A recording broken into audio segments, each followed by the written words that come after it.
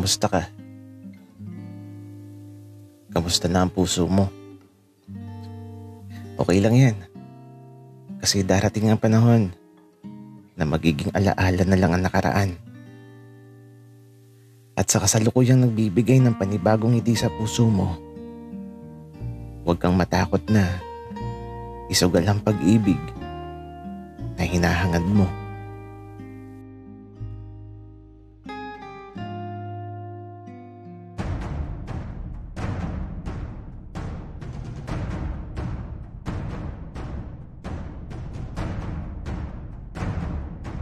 Kaibigan, huwag mong kalimutan mag-subscribe sa aming channel at huwag din kalimutan i-click ang notification bell at subscribe button. Subscribe na!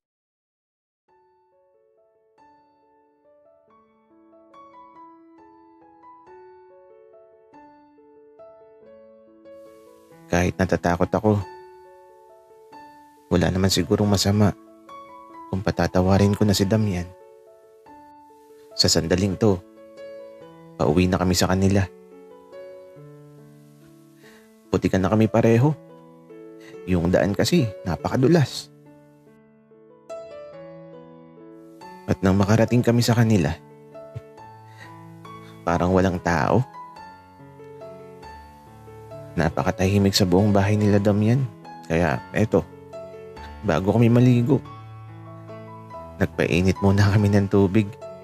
Ang lamig kasi. Damian, nasaan ang tatay mo at si Manong? Maaga silang umaalis dito sa bahay, sa Gani. May mga mahalaga silang inaasikaso eh. Sabi nga ni Ama, sa susunod daw, isasama na niya ako para naman daw matuto na akong makipagkalakaran.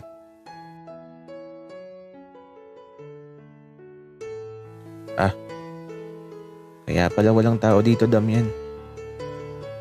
Hindi ba mainit yung tubig? Gusto ko nang maligo. Ayun, sakto. Nakulo na. Tara na sa banyo, sa Gani. Maligo na tayo. Kaya ito, nauna na ako sa banyo. Si Damian naman pumasok na sa banyo. Bit-bit ang mainit na tubig na isasalin niya sa banga kung saan nakalagay ang tubig na papaligo namin. At eto, isinara na niya ang pinto ng banyo. Kaya lang medyo kinakabahan ako kasi naman, syempre, mga bata pa kami dati nung ginagawa namin ng ganito. Ngayon, medyo nahihiya na ako. Isa Gani, tanggalin mo na lahat ng suot mo. Huwag ka na mahiya. Doktor ako at sanay na ako sa mga ganyan.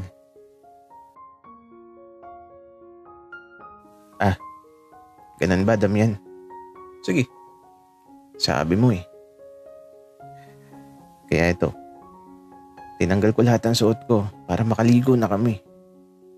Kaya lang si Damian, inagmamasdan niya si Buboy.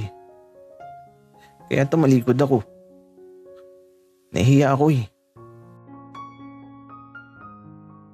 Sagani, huwag ka na mahiya.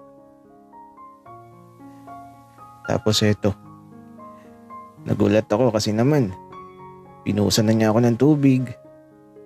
At katulad ng ginagawa niya sa nakaraan, pinaliguan na niya ako sa mga oras na to. Kaya lang, nakikiliti ako.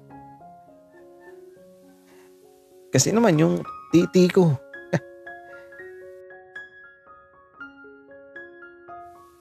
Damian, teka, ako na magsasabon dyan. Sagani, ako na. Natatandaan ko pa dati na gustong gusto mong sinasabunan ko tong parte na to. Bahala ka nga, Damian. Kaya ito, pinabayaan ko na lang siya. Pero nahihiya talaga ako kasi naman, parang bata pa din ako kung ituring niya ako. Nagagalit tuloy si Buboy sa ginagawa ni Damian. Galit na galit. Sagani. Grabe. Wala akong masabi. Sabi ko kasi sa'yo, Damian, na ako na yung magsasabon dyan. Okay lang, Sagani. Tapos na naman eh.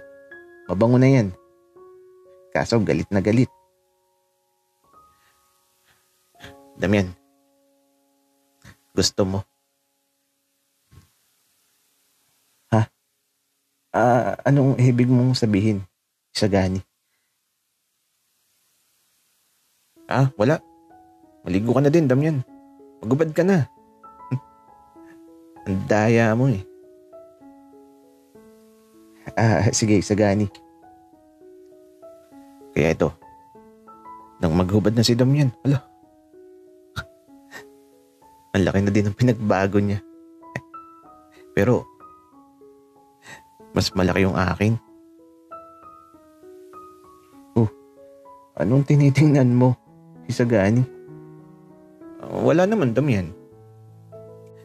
Kaya ito, binuhusan ko na din siya at sinabunan ko. Pinaliguan ko din si Damian. Katulad ng ginawa niya sa akin. Kaya lang, iba pala ang pakiramdam kapag malalaki na kayo. Parang nakakailang. Tapos, may naiisip kang gawin na nakakatakot gawin. Kaya bago pa mangyari ang mga di dapat mangyari, tinapos na namin kaagad ang pagligo at eto. Pinahiram ako ni Damian ng mga damit. Tapos, nahiga muna kami sa kama sa loob ng silid niya. Magkatabi lang kami habang nakahiga. At sa bawat paglipas ng mga oras, eto, bigla niyang hinawakan ng kamay ko na nagpalakas bigla sa pagtibok ng puso ko. At sa paglipas pa ng mga sandali, ewan ko ba, pero niyakap ko na si Damian. Sagani, patawad kasi iniwan kita dati. Okay lang, Damian. Ang mahalaga, nakabalik ka na. Sagani, kamusta ka na ba? Sa tagal kong nawala, alam mo ba, araw-araw kitang naiisip. Halos araw-araw ako nagdadasal na sana sumapit na yung araw na to. Tapos nung bumalik ako, pinahirapan mo pa ako. Iniwan mo kasi ako, Damian. Hindi ka man lang nagpaalam, tapos bigla ka na lang magpapakita na parang walang nangyari. Sagani, ayoko lang kasi na makita kang umiiyak. Patawarin mo na ako. Huwag ka na magalit. Napatawad na kita. Tsaka Damian, aalis ka ba ulit? Sagani, pwede namang hindi na ako umalis kung hihilingin mo. Dahil sa sinabi ni Damian, napayakap na lang ako ng mahigpit sa kanya. Naalala ko pa dati, lagi din ako nakayakap ng mahigpit sa kanya. Katulad sa mga sandaling to. At sana, hindi na siya umalis ulit. Kasi ayoko na ulit masaktan katulad nung naranasan ko noon. Kasi sobrang sakit ng araw na yun, na parang tila ba iniwan na ako ng lahat.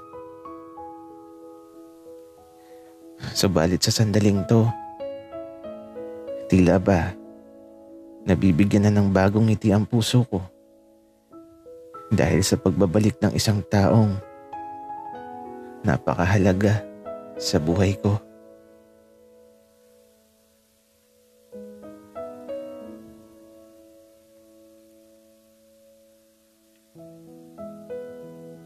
Sabi ni nanay, mag-asawa daw si Kuya Damian at Kuya Isagani. Paano nangyari yun? Pareho silang lalaki. Naguguluhan talaga ako kay nanay. Sinabi niya kasi yan kanina habang papasok ako sa eskwelahan.